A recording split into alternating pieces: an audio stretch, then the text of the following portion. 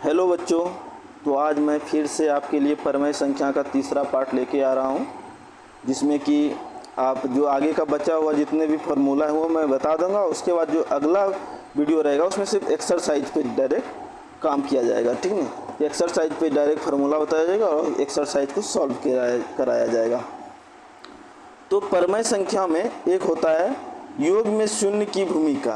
योग में मतलब जो जोड़ होता है, योग होता है, उसमें शून्य की क्या भूमिका होती है।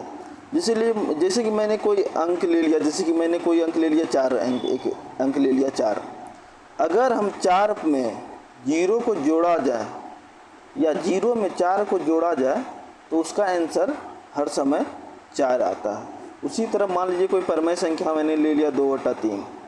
2/3 में अगर मैं 0 को जोड़ दें या 0 में 2/3 को हम जोड़ दें, उसका हर समय आंसर क्या आएगा, 0/3।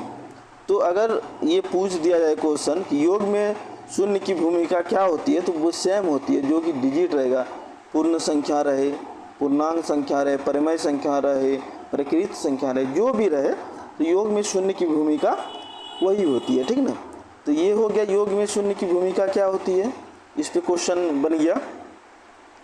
और होता है गुणा में 1 की भूमिका क्या होती है। मान लीजिए कोई भी अंक ले लें, सब सिंपल सी क्वेश्चन है, बट चैप्टर का ये एक पार्ट है तो बताना ज़रूरी होता है। और बहुत सारे 8th क्लास में नहीं जानते होंगे कि गुणा में 1 की भूमिका क्या होती है। मान लीजिए कोई अंक मैंने ले लिया, एक अंक ले लिया 5 अंक, तो 5 को 1 से गुना किया जाए या 1 को 5 से गुना किया जाए तो हमेशा क्या होगा, आंसर उसका 5 ही आएगा, ठीक है ना।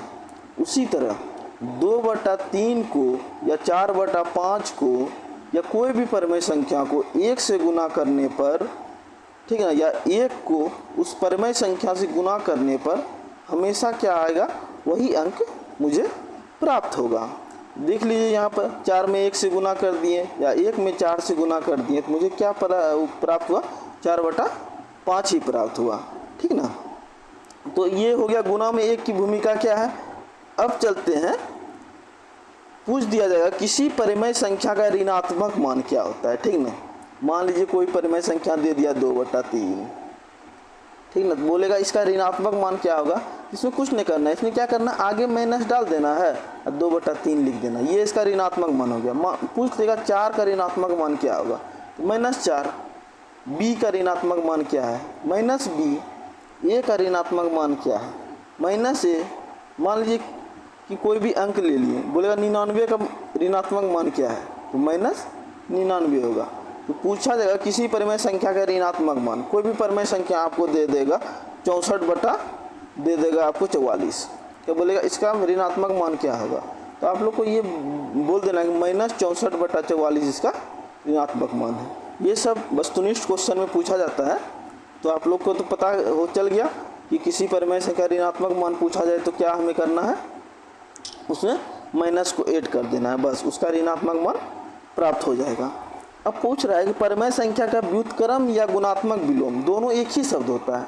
कहीं व्युत्क्रम लिख देगा, कहीं गुणात्मक प्रतिलोम लिख देगा।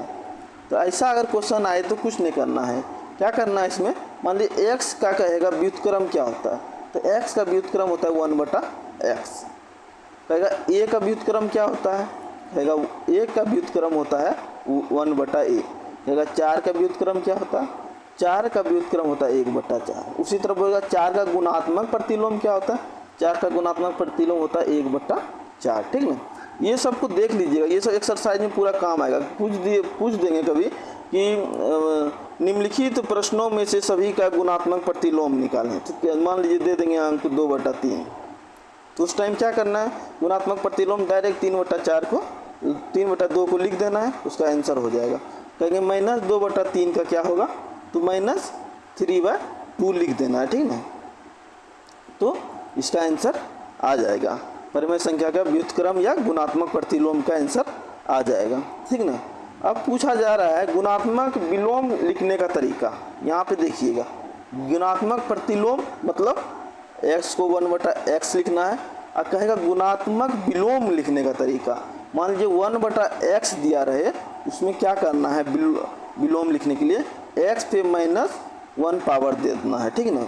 अब कहीं पे लिखा जाएगा, आपको बोल दिया 2 पे पावर 2 माइनस 2 का मान क्या होगा, तो 1/2 पे पावर 2 बराबर 1/4। ये परमेय संख्या हो गया, ठीक ना। 1/4 क्या है, परमेय संख्या है। तो आप लोग को ये समझ में आ गया होगा कि किसका मान कैसे लिखा जाता है और किस तरह वो क्वेश्चन सॉल्व कर दिया जाता है। क्योंकि अगला वीडियो हम डायरेक्ट एक्सरसाइज पे ले जाएंगे और आप लोग को डायरेक्ट क्वेश्चन पे सॉल्व कराएंगे। तो अगर बच्चों मेरा अगर आप पढ़ाने का तरीका आप लोग को पसंद आए तो प्लीज़ मेरा वीडियो को सब्सक्राइब कीजिए, लाइक कीजिए और अपने दोस्तों को शेयर कीजिए, वो भी हमारे पढ़ाने का तरीका को समझ सके और मैथ को आसान कर सके। हम आप लोग को इस तरह ट्रिक और इतना बढ़िया से मेथड समझाएंगे, फुल मेथड से लेकर ट्रिक तक समझाएंगे, जो कि आने वाला समय में कंपटीशन में भी आप लोग को कोई प्रॉब्लम ना होगा, ठीक ना। और कंपटीशन वाले को भी बेसिक की जानकारी यहाँ से मिल जाएगी। इसमें हो क्या रहा है ना, दोनों को फ़ायदा होने वाला है, ठीक ना। तो थैंक यू।